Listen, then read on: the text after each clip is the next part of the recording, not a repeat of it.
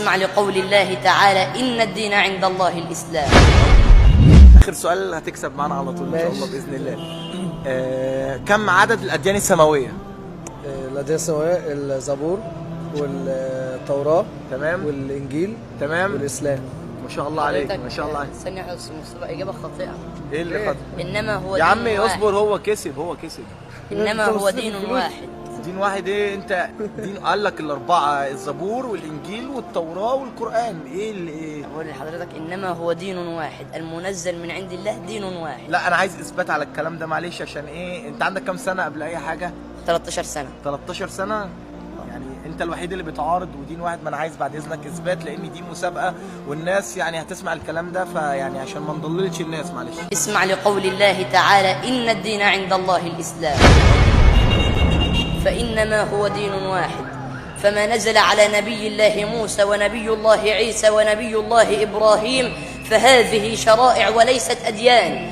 فنبي الله موسى دينه الإسلام وشريعته التوراة، ونبي الله عيسى دينه الإسلام وشريعته الإنجيل، ونبي الله إبراهيم دينه الإسلام وشريعته الحنيفية. أما نبينا صلى الله عليه وسلم فدينه الإسلام وشريعته الإسلام، وهنا اتحد الدين مع الشريعة. الله أكبر. لا لا لا، انت ايه ده؟ انت 13 سنة؟ أيوة. الله اكبر. لا بعد اذنك كده امسك كده، امسك بس انت، امسك انت اللي كسبت. جاوبت ايه؟ الله اكبر. إنما هو دين واحد. يعني انا وكما تعلمت من فضيلة الشيخ الدكتور محمد حسان أن الدين عند الله الإسلام. قال الله حكاية عن نبيه نوح لما قال وأمرت أن أكون من المسلمين. نبي الله إبراهيم وإذ يرفع إبراهيم القواعد من البيت وإسماعيل ربنا تقبل منا إنك أنت السميع العليم ربنا واجعلنا مسلمين لك ومن ذريتنا أمة مسلمة لك وأرنا مناسكنا وتب علينا إنك أنت التواب الرحيم.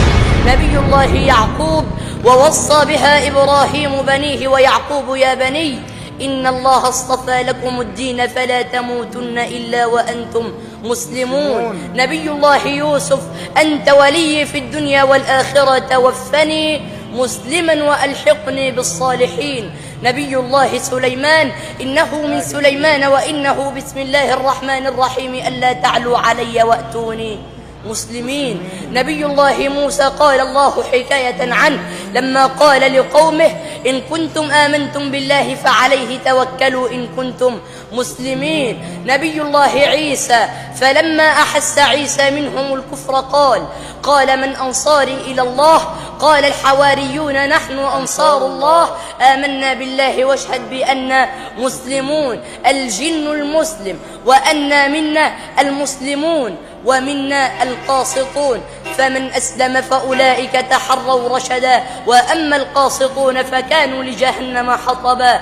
أما سيد الخلق وحبيب الحق فأنزل الله عليه قوله تعالى إن الدين عند الله الإسلام ومن يبتغ غير الإسلام دينا فلن يقبل منه وهو في الآخرة من الخاسرين. فهو دين واحد. الله اكبر. انا اسمك ايه؟ عبد السلام محمد. عبد السلام. يا عم ده انت احسن من خطبة الجمعة. حبيبي ربنا يبارك الله اكبر فيك. عليك. انت على كده بقى المفروض تخطب بالناس. أنا أساسا خطيب جمعة من وأنا عندي 9 سنين. من وانت عندك 9 سنين؟ الحمد لله. الله اكبر، الله اكبر. لا انا يا ريت الناس كلها تقتدي بيك يا بتعلم من ابني. عبد السلام.